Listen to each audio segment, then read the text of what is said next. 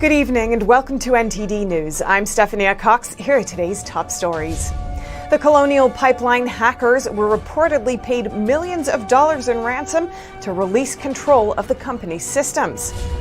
A group of senators say they're afraid another economic crisis is around the corner if people don't get back to work. They're pushing to repeal the federal unemployment benefits. More than 40 organizations have promised not to accept donations from big tech companies. They say it'll continue until the tech giants stop silencing certain political views. Raft after raft of illegal immigrants cross the Rio Grande River into the U.S., keeping Border Patrol busy. But do the cartels have a scheme to smuggle in other things while agents are occupied? A Mexican cartel expert details their tactics. And a Falun Dafa Day celebration in New York. Last year's parade was canceled because of pandemic restrictions, but made a return today.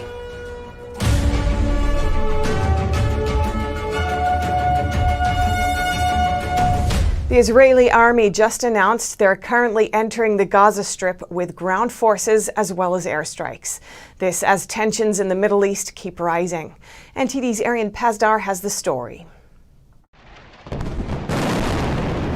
Palestinian militants fired more rockets into Israel on Thursday.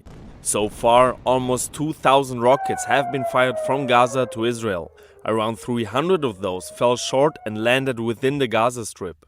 And according to Israel's prime minister, it doesn't look like the crossfire is going to stop anytime soon. And the Israeli Defense Forces have already attacked hundreds of targets. We will soon pass 1,000 targets. We continue striking Hamas while defending our citizens. It will take more time. It will take more time. Over the past 4 days, at least 87 people have been killed in Gaza, including 18 children. 7 people have been killed in Israel, a soldier patrolling the Gaza border, 5 civilians, including 2 children, and an Indian worker. We are deeply concerned with the loss of life among civilians, especially among children. And Israel was also targeted from a different neighbor on Thursday. 3 rockets were launched from Lebanon toward northern Israel, but they landed in the Mediterranean Sea, causing no damage or casualties. Arian Pazdar, NTD News. Colonial Pipeline reportedly paid hackers a ransom of $5 million to get their systems back. NTD's Steve Lance has more on this story from Washington, D.C. The pipeline that was crippled by a cyber attack resumed Wednesday at around 5 p.m. It seems resuming operations came at a hefty price. Bloomberg says anonymous sources told them Colonial Pipeline paid hackers a $5 million ransom to get their systems back online.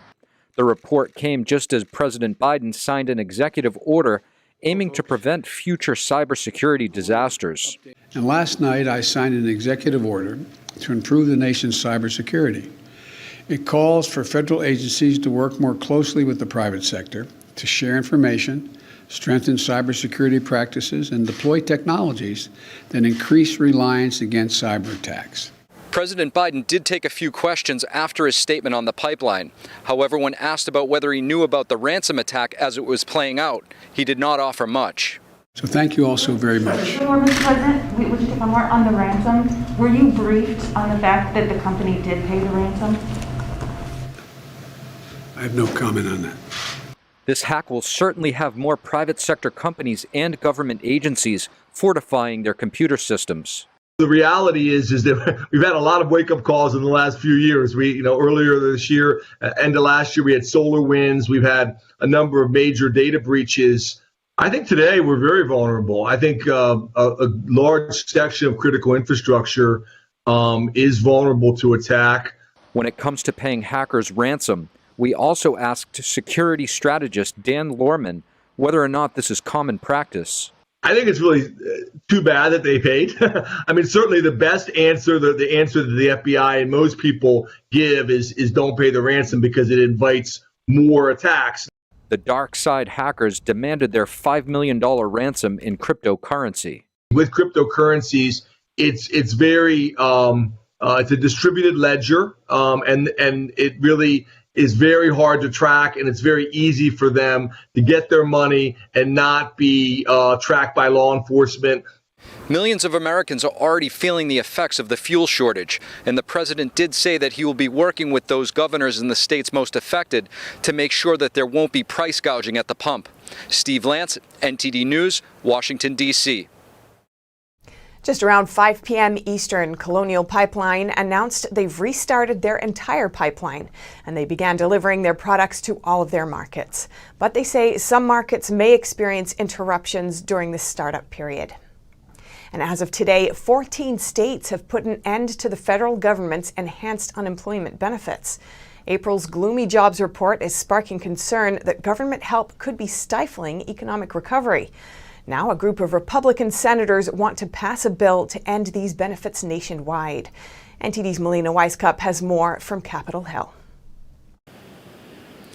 There are about 8.1 million job openings right now, but people just aren't taking those positions. So that's why a group of Republican senators are pushing to pass a new bill that would stop the federal unemployment benefits before they're set to expire in September. Senator Mike Braun from Indiana is saying that he thinks this is no longer about helping people recover from the pandemic, but instead he thinks this is about shifting Americans' mentality to make them think that they can do better and live better through depending on the government rather than themselves.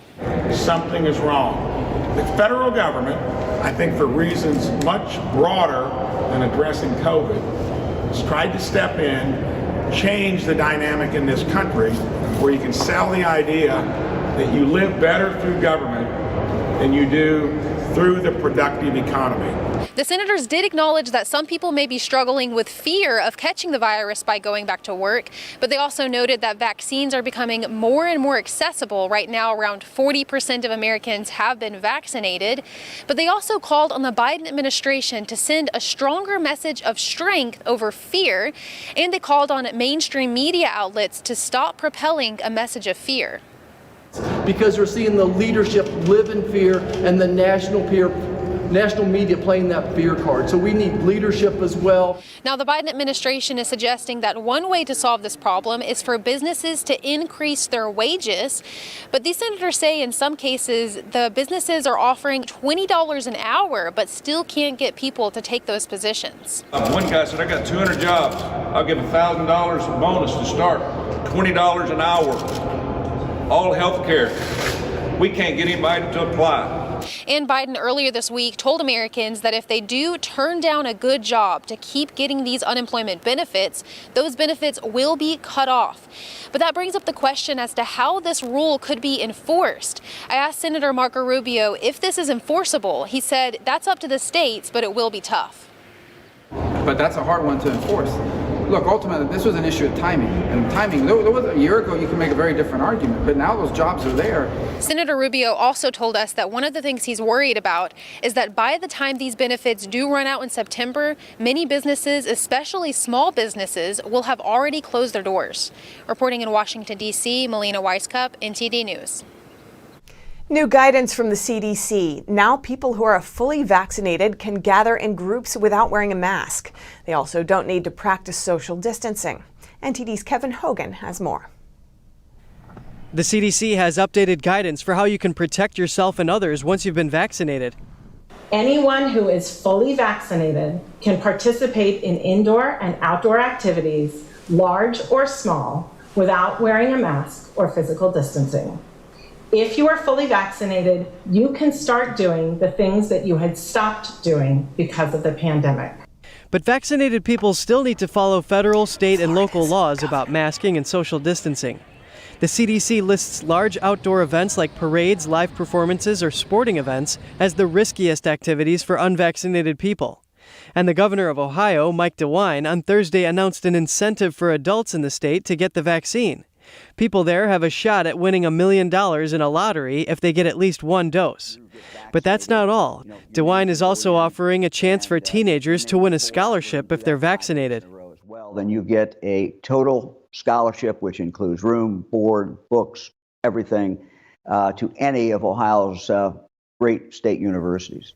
The money for the lottery comes from the federal CCP virus relief funds. DeWine said the portal to register for the scholarship prize will open on May 18th, and the first drawing for adults will be on May 26th. He said there will be a winner of the $1 million prize each Wednesday for 5 weeks. To win, you have to be an Ohio resident and be vaccinated at the time of the drawing. Kevin Hogan, NTD News. Florida's Governor Ron DeSantis will pardon anyone who is charged for violating mask mandates or virus rules. He told Fox's Laura Ingraham the penalties are a total overreach. He says these measures should be advisory, not punitive. And more than 40 conservative organizations promised not to accept donations from big tech companies as long as they continue to silence conservative speech. NTD's Lynn Lin brings us more. More than 40 organizations signed a pledge to reject money from big tech organizations such as Google, Facebook, Twitter, Amazon, and Apple. The Heritage Foundation also signed the pledge. One thing that we wanted, these tech companies to know is that we're going to give unvarnished, thoughts and attention to what they're doing to conservatives and others and their censorship platforms right now. The D.C.-based think tank last year also publicly rejected six-figure donations from Facebook and Google. Research fellow Destin Carmack says conservatives are not the lone victims of big tech censorship. He says it's really about free speech. And yet these platforms are making unilateral decisions that, either link and say only one source of information has somehow become the scientific gold standard and the only standard, and nothing can be questioned.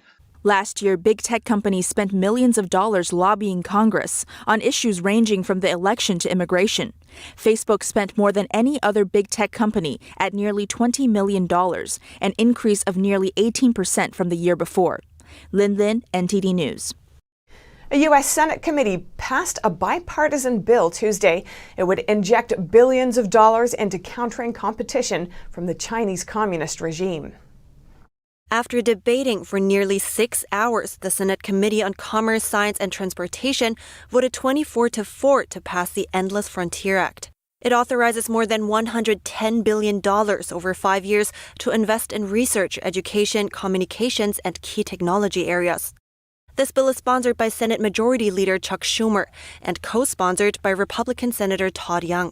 I'm especially proud of my own team, who spent countless hours developing a strong pro-innovation, anti-China Communist Party piece of legislation that will help the United States win the 21st century. The Senate committee also adopted Senator Ted Cruz's amendment to this bill.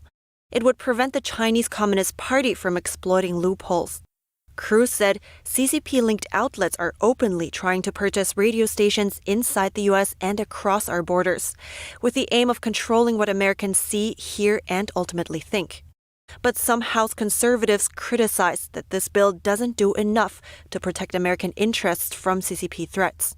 They say the bill should take tougher actions against China for stealing America's intellectual property. Senator Schumer says he expects this bill would move to full Senate vote before the end of May. 3 Chinese telecom giants are about to be delisted from the New York Stock Exchange in just a few days. Meanwhile, a new report shows the number of Chinese companies listed on 3 major U.S. stock exchanges increased nearly 15% over the last 6 months. A congressional commission released a report Thursday updating the Chinese companies listed in the 3 largest U.S. stock exchanges. It says as of May 5, 2021, there were 248 Chinese companies listed on these U.S. exchanges, with a total market capitalization of $2.1 trillion, compared with 6 months ago when there were 217 companies with a total market capitalization of $2.2 trillion. In the current list, 8 are national-level Chinese state-owned enterprises and 50 are newly added companies. To be listed on American stock exchanges is the ultimate dream and the pinnacle for many Chinese companies, and for most of the companies in the world, for that matter. In addition, the Wall Street has an insatiable appetite for the Chinese market. Meanwhile, the New York Stock Exchange declined appeals by China Mobile, China Unicom Hong Kong, and China Telecom last Friday, and moved to delist them in 10 days. This is to comply with an executive order introduced by then-President Trump, prohibiting investment in Chinese-funded enterprises related to the People's Liberation Army. Starting in the Trump era, U.S. authorities stepped up efforts to kick those Chinese military-related firms off the U.S. stock exchange and strengthen enforcement of disclosure requirements. And while the number of Chinese companies listed in major U.S. stock exchanges has increased, their total market capitalizations declined. Some of the better-known larger Chinese companies, for fear of the more stringent reporting requirements, and chose to, or maybe they had to, delist themselves from the U.S. exchanges. The congressional report warns that investment in Chinese companies may entail several risks, including lack of transparency, issues with legal standing, and risks to national security. NTD's Kay Rubacek has been down at the U.S.-Mexico border this week. Accompanying her is a Mexican cartel expert. Down at the banks of the Rio Grande in the middle of the night, they see smugglers transporting raft load after raft load of illegal immigrants, over 100 in just a few hours. But what else are the cartels up to while the Border Patrol is occupied? Find out in this NTD exclusive report. I'm at the Roma port of entry in the southern border of Texas. Above me is the legal port of entry via this bridge. But behind me is the Rio Grande River, which is being used on a daily and nightly basis by the Mexican cartels to bring people across the river illegally into the US. Soon after we arrived, a thunderstorm approached. Hail and rain were also on their way. Even as we've got this bad weather coming, it never shuts down here. This is ground zero for transnational crime. Jason Jones, an expert on Mexican cartels and retired captain from the Texas Department of Public Safety, is accompanying us along the river. Just moments ago, we saw a raft not far away crossing the river, and National Guards responded immediately. To our surprise, Jones says even the brunt of this storm won't deter the cartels from crossing the Rio Grande River. It will in fact do the opposite. Drugs are backed up. They're already pushing them to the border, ready to surge as soon as this storm hits, because they know it's going to slow down law enforcement's response.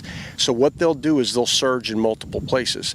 At every bend in the river up here, they're going to move narcotics, they're going to move people, and they're going to cause a massive movement at one time in multiple locations.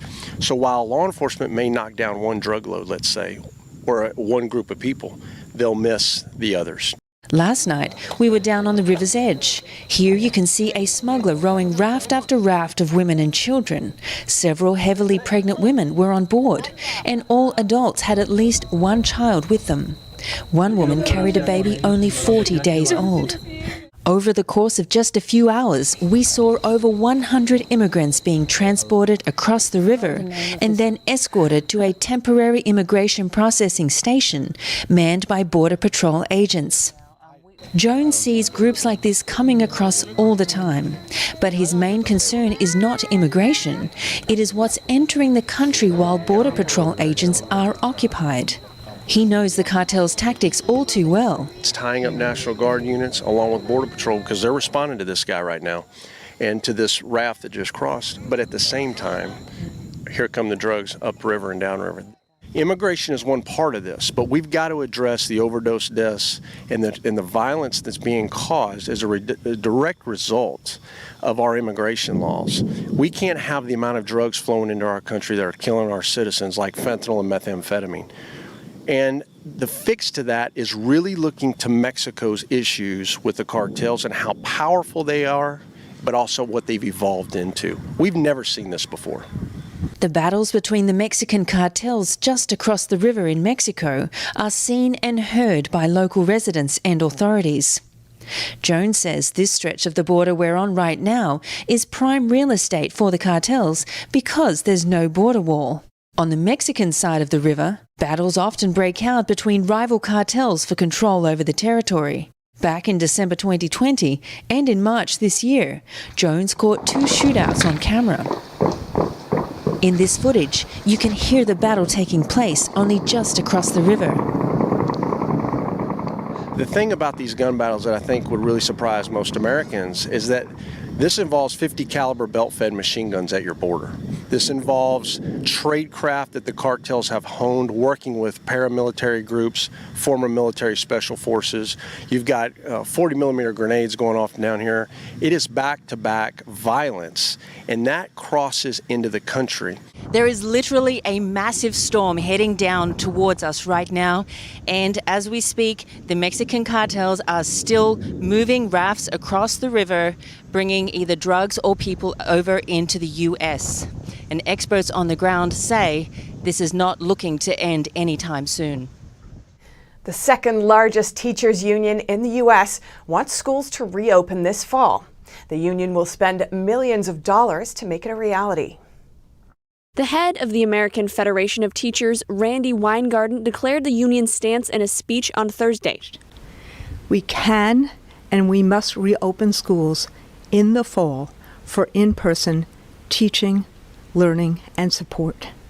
And we must keep them open fully and safely 5 days a week. She said her union's campaign this year is Back to School for Everyone. They will invest $5 million on this effort. School is where children learn. It's where they work together and play together. It's where they form relationships and learn resilience. She said 3 million moms quit their jobs during the pandemic, and the United States will not be fully back until schools fully reopen. Meanwhile, South Carolina Governor Henry McMaster issued an executive order on Tuesday. He allows parents, not schools, to decide if their children will wear masks at school. Today is World Falun Dafa Day. Practitioners around the world are celebrating the spiritual practice's introduction to the public 29 years ago. NTD's Miguel Moreno has that story and more on how the practice has helped people get through the pandemic. So we're here in New York City, and to the side of me is the World Falun Dafa Day Parade. So it's been 29 years since the practice of Falun Dafa was introduced to the public, and they actually couldn't hold this parade last year due to COVID restrictions. This year, now that things are opening up, it's great to see that things are starting to return back to the way they were. Now, we're still in a pandemic, and there are many stories about how this practice that focuses on truthfulness, compassion, and forbearance, and also has exercises, has helped people get through these difficult times. How did the practice help you during the lockdowns? Well, being so deep in meditation, it helps you remain calm, keep clear-headed, keep focused. And with the grueling hours of working from home, it allowed me to balance out, not really be impacted too much by the lockdown, and also be more sympathetic and empathic to everyone who's going through the challenges right now. I think Falun Dafa has helped me so much during the pandemic. I feel really fortunate. It gave me a lot of confidence in my own health. I don't have any fear that I would get sick, or at least I wouldn't get very sick. I might maybe get a runny nose, but I just have no fear. It's a very strong mental state of mind. Sections of the parade exposed the Chinese Communist Party, or CCP's, persecution of Falun Gong practitioners. They are imprisoned, tortured, and killed in China. This is because the CCP, an atheist regime, considers the practice's popularity a threat to its rule. One spectator told me the parade is a testament to American freedom and that he'll fight for that freedom when he goes to the military. So yeah, it's nice to see that when I do leave and I'm over there, this is what I'll be fighting for, this kind of freedom right here. I agree with what they're doing then. I didn't know what it was, but if it's for equality and, you know, them taking a stand for what they believe in, then we respect it. It's nice to see a peaceful protest about something that is a major problem. Republican and Democratic lawmakers in different states are recognizing this year's World Falun Dafa Day, and some are also condemning the CCP's persecution. Miguel Moreno, NTD News, New York. Two twin brothers tell us their experience of studying at university during lockdowns last year. The pandemic threw some challenges at them, but they say practicing their spiritual faith, Falun Dafa, gave them the strength and wisdom to get through it. NTD's Dawn Tran has the story. In upstate New York, brothers Mackay and Rumi Albert attended college and lived relatively normal lives. But things took a much different turn when the pandemic hit. The twins suddenly found themselves under lockdown, stuck indoors, unable to go outside. It wasn't just one country or one specific area that was affected, but this was the entire world. So I think under the circumstance of this pandemic, it was really a worldwide event and all of us felt it. I, like many people, developed many unhealthy habits in the pandemic period. I sort of spent excessive amounts of time on the internet, on my phone, on my computer. And I became pessimistic about life and my studies. Rumi says if it weren't for the practice of Falun Dafa, he could have taken a fall in his life. Mackay says Falun Dafa, a meditation practice grounded by the principles of truth, compassion, and forbearance, helped him maintain a rational, calm mind. If you just think about it, like being inside all day, you need some forbearance to do that, and you also need some compassion for the other people that are going through the same thing. So I think there was nothing more beneficial for me than having Falun Dafa at the time to help with my well-being, as far as mentally, but also physically. I think all of these together helped me really deal with the stress. The brothers also benefited from the practice's 5 sets of exercises. They say it not only relieved them of stress, but also helped them to keep making good life choices. And by doing so, you sort of realize and come to an understanding that your day should be based on self-improvement, and you need to have some goals, some responsibilities that you will overcome throughout the day, maybe throughout the week and throughout the month. But if you begin your day with a distraction, maybe you like to go on Facebook, you like to go on YouTube, it's very easy to be swallowed up, and then you sort of realize at the end of the day, like, what have I been doing the whole day? And this is really where Falun Dafa comes into my life and really plays a very positive role. The Albert brothers say that if they had the chance, they'd encourage everyone to practice Falun Dafa. I would like to tell all of the world's people that Falun Dafa is truly good. I really, really encourage everyone to try it.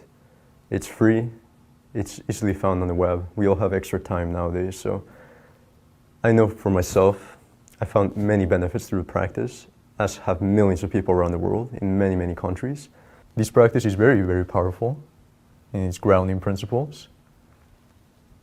You know, it not only helps the body maintain a right and a healthy state, but it also helps the mind by staying aligned to universal principles, to having a bigger purpose, and really coming to know why you are here. Mackay and Rumi say they'll keep on with their university studies in biomedical and data science respectively. And they'll keep meditating. They say no matter what challenges arise, they believe practicing Falun Dafa will keep their futures bright. Don Schran, NTD News. Coming up, Tesla improved its self-driving technology and a new version is expected to be released in weeks. A digital California college offers free courses to anyone wanting to improve their skills, but the college has been under pressure and only a dozen students graduated in its first year. More on that here on NTD News.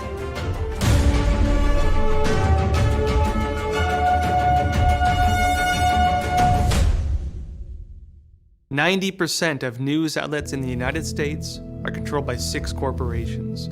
They're not out to tell you the truth of what's happening. They're out to tell you the picture of the world that they represent. The mission of the Epoch Times is to chase the truth, to ground all statements in facts, and prevent people from being misled. This is a battle between truth and deceit. Subscribe today and join the Americans who are seeking truth and tradition. We'd love to have you on board."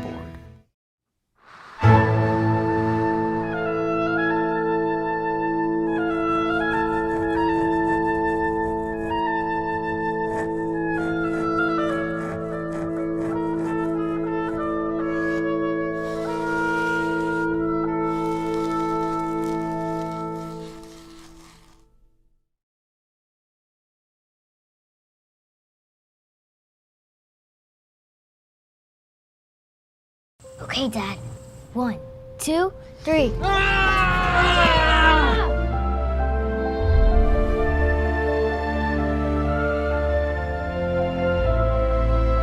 You saved me.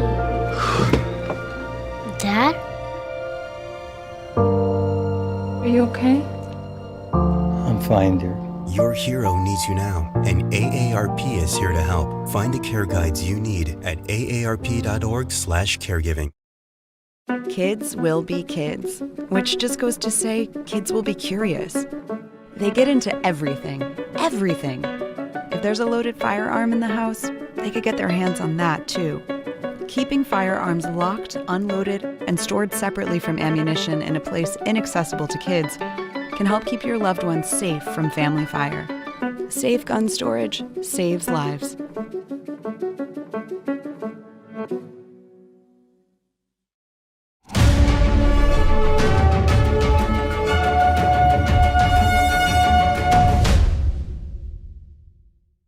The trial for 3 former Minneapolis officers has been pushed back to March 2022.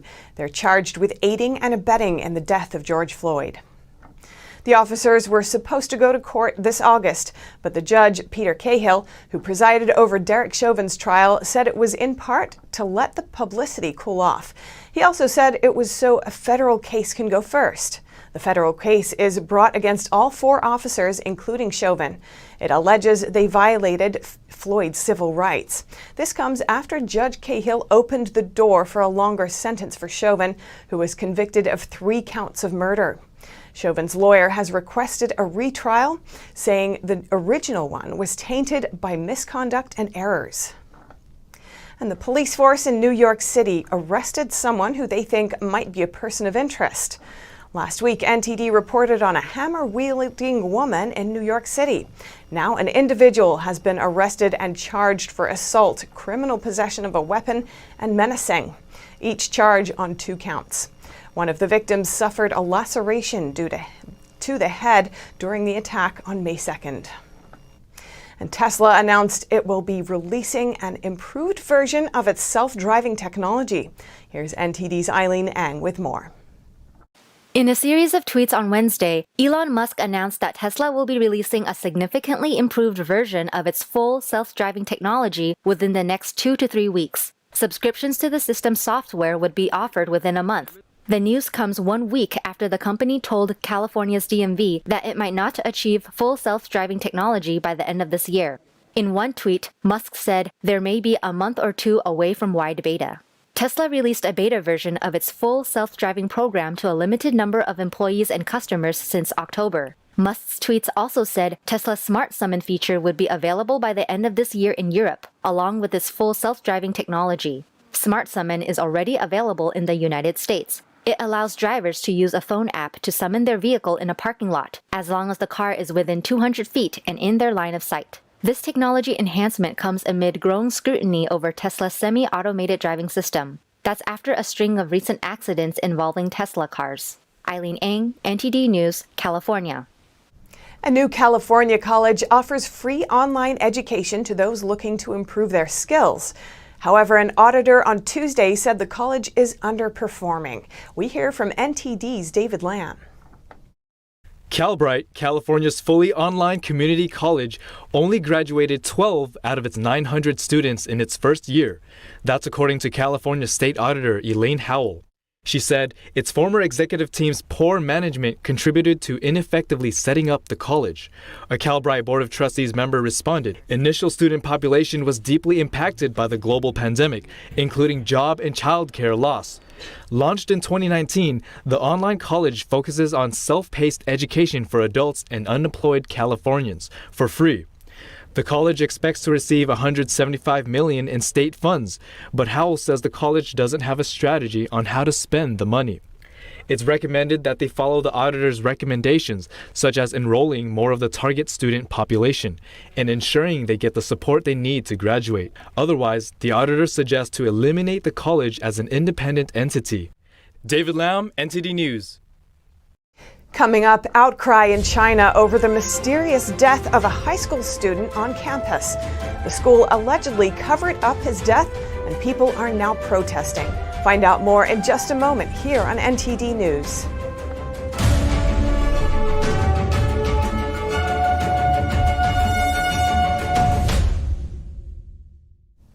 While many mothers around the world were celebrating Mother's Day, one mother in China had perhaps the worst Mother's Day she could ever think of. Her son mysteriously died at school that day.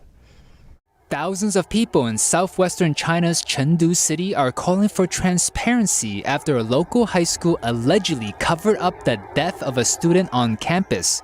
Large numbers of protesters gathered in front of the school on Tuesday. They demanded that authorities tell the truth about the incident.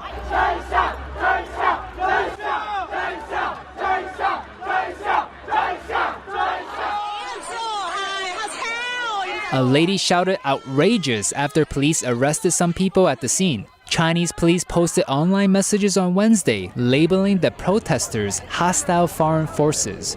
Authorities sent out large numbers of police officers to suppress the protests and to prevent what they call a color revolution. And what triggers such protests? It all began with a local high school junior around 16 or 17 years old called Lin Wei-chi. Lin's mother dropped him off at school on Mother's Day, not knowing it would be the last time she saw her only son. The school said that Lin jumped off a campus building later that day.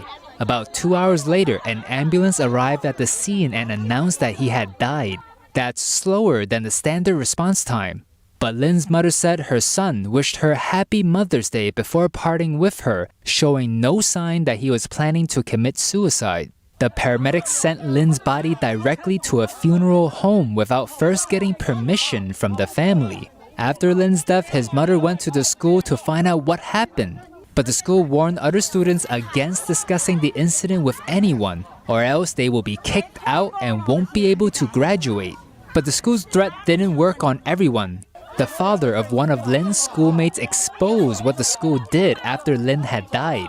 He wrote, "First, the school sealed off the doors and the windows on one side of all the classrooms under the pretense that they were spraying pesticides. That's because people could see how he jumped from the building from that side, so that no one could see what they did to the corpse. Second, they cut the wrists of the corpse to conceal the truth from investigators. This might give people an impression that Lin cut his own wrist to end his life." The father struggled before revealing what was happening behind the scenes. That's because the school might penalize his child studying there. But the father decided to speak out against the school. Otherwise, he says, his child might be the next victim. Lin's mother said the school allowed her to watch the surveillance footage later on, but clips of Lin's alleged jump were missing. Chinese Communist Party or CCP mouthpiece Xinhua News published incomplete surveillance footage online on Thursday. They were also missing the part about Lin's alleged jump. Xinhua also blurred out the footage in which Lin allegedly cut his own wrists before jumping off. The mother said the school barred her from going on campus and looking at Lin's body. She wrote, "The school says that they will start legal proceedings and will not further comment on it. As a mother, I'm filled with hatred and pain. We are devastated and have no other options." The case is going viral online and many people are trying to figure out who should be responsible for the tragedy.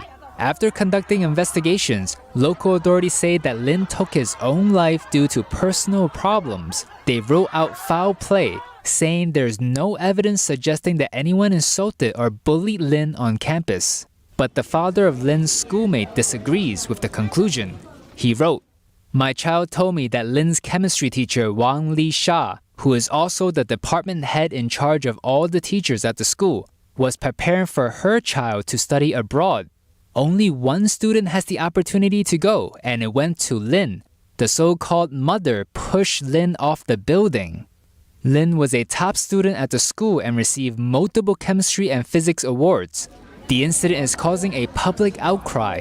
Even Chinese state-run media are blasting local authorities for jumping to the conclusion too soon, before police investigations even ended. Local police said a thorough investigation is underway. Coming up next, France will implement the Health Pass, which is essentially a vaccine passport. But the measure is still facing controversy as it raises ethical issues. And virus infections in England halved in recent months, but the government is wary that new variants may impact the roadmap out of lockdown. Find out more in just a moment here on NTD News.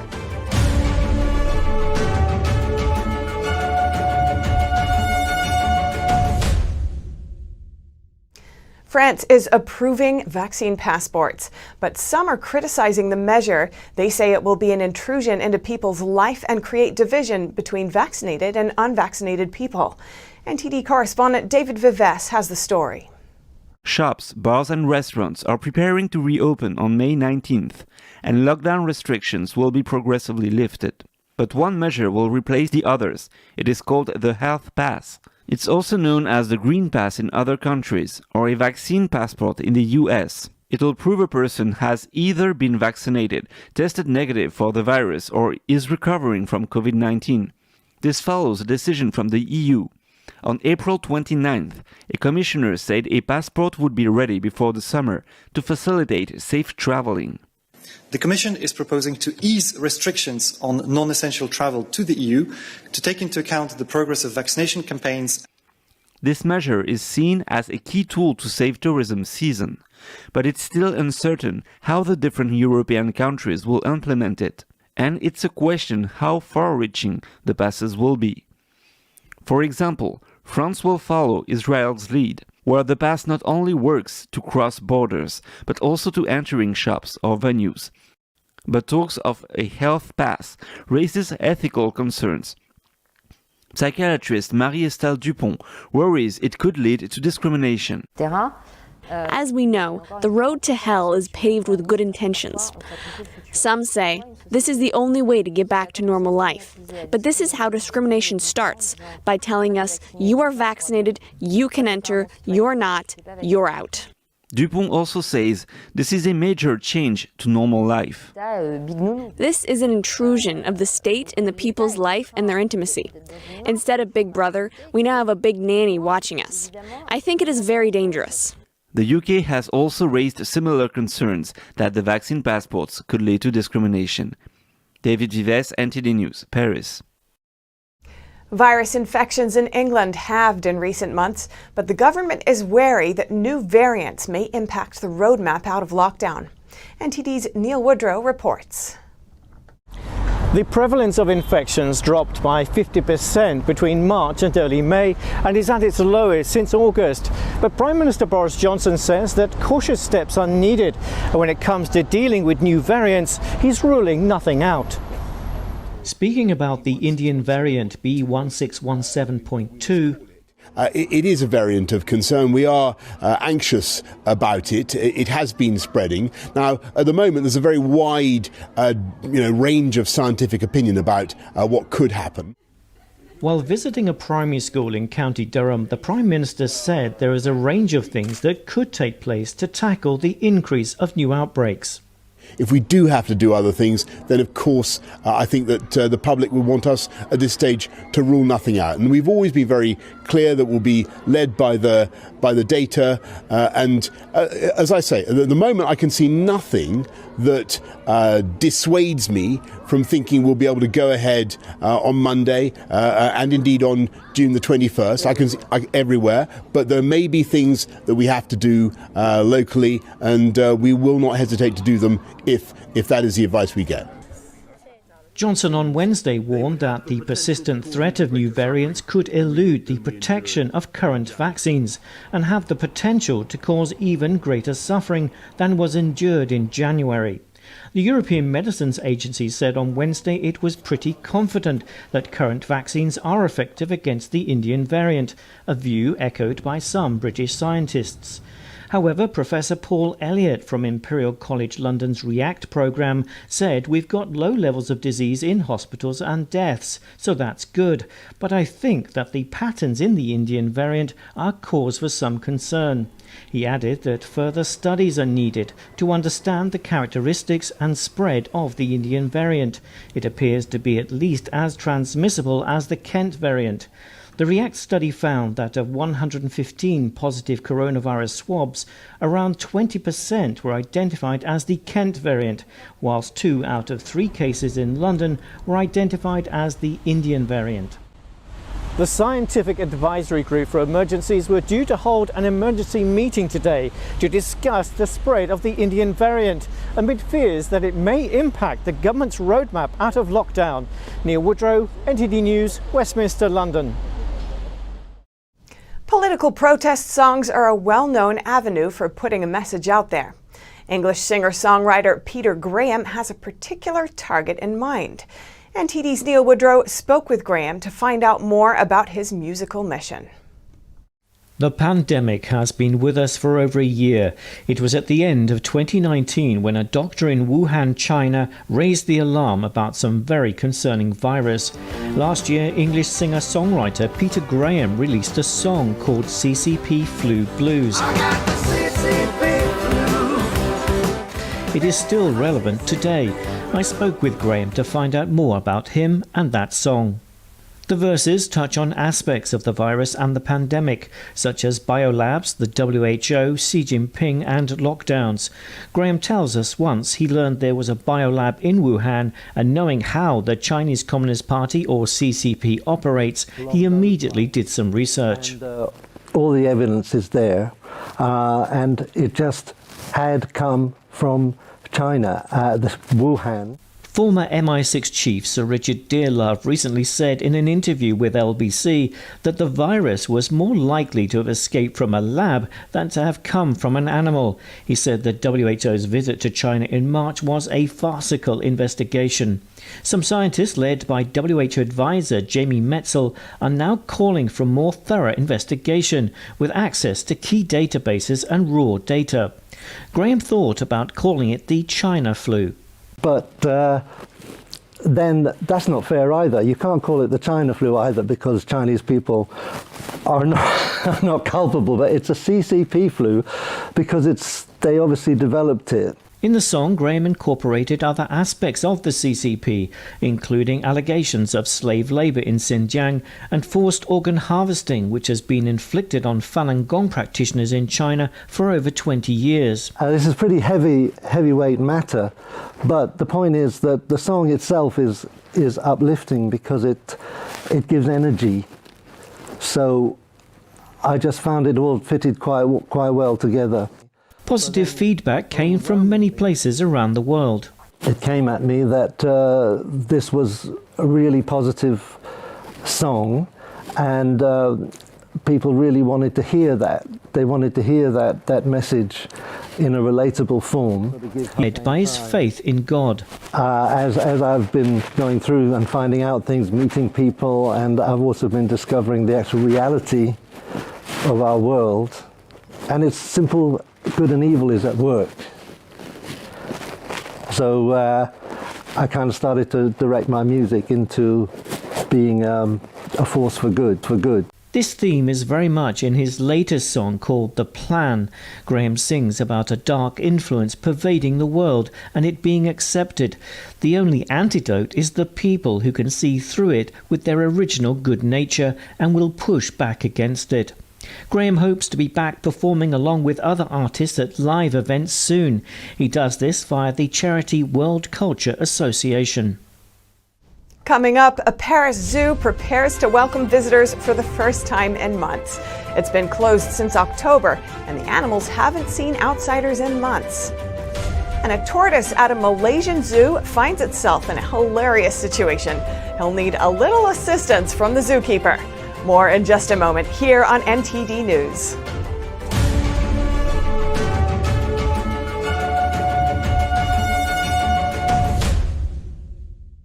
It's just clear as day. The media, whether it's broadcast, cable, or print media, has become extremely biased. And I started looking online for alternative ways to get information. And I saw an ad for a free trial. And I looked at it and I said, Epoch Times. I mean, come on, this is end of days type of stuff. I mean, what are they going to be talking about here? And I said, well, it's a free trial. Let me dig in. Is it giving me both sides? Is it giving me an objective point of view here? I have looked for opportunities to see where they might be biased, and I don't find it. It has given me a level of trust in media that I didn't think I'd ever get back. I love the Epoch Times because it has renewed my faith in the idea that a reliable, responsible, non-biased source of information is available. And I can say that I love it because of that.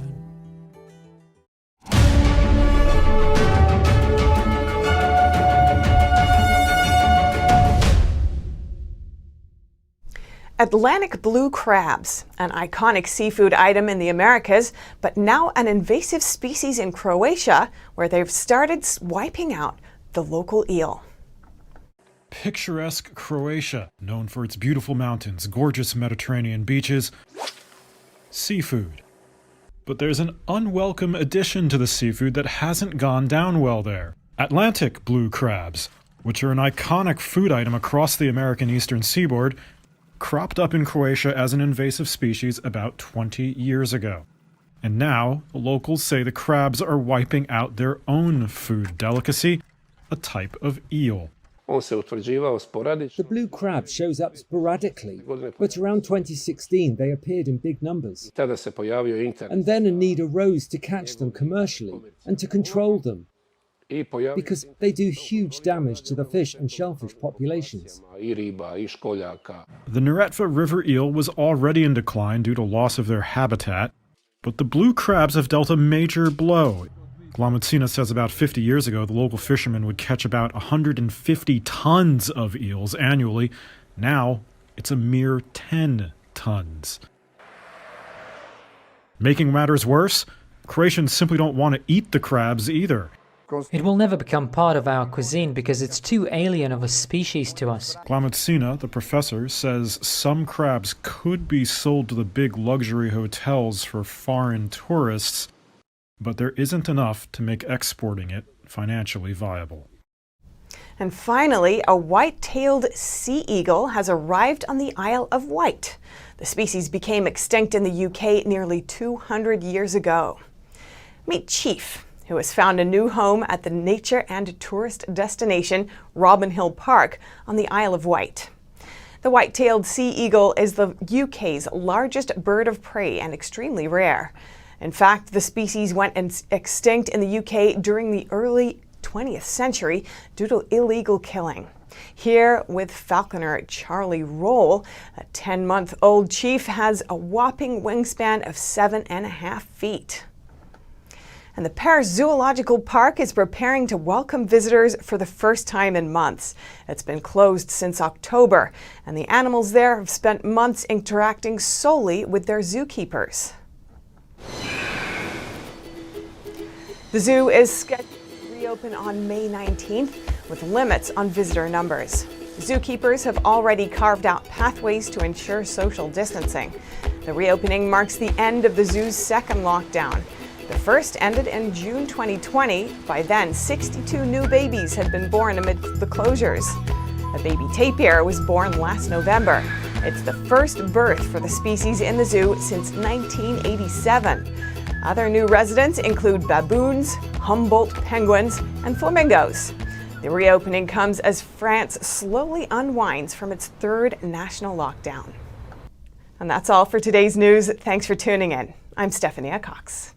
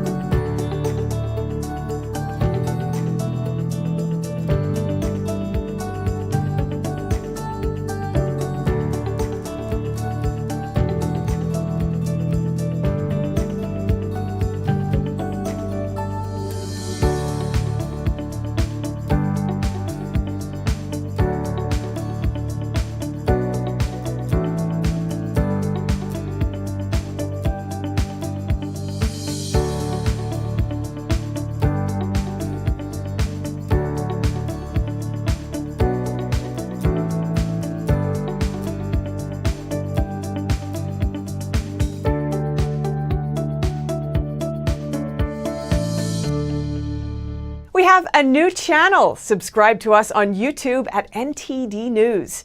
Get the highlights of our news broadcast and the most important headlines that we curate especially for you. Don't miss out on important news. Our videos are being deleted.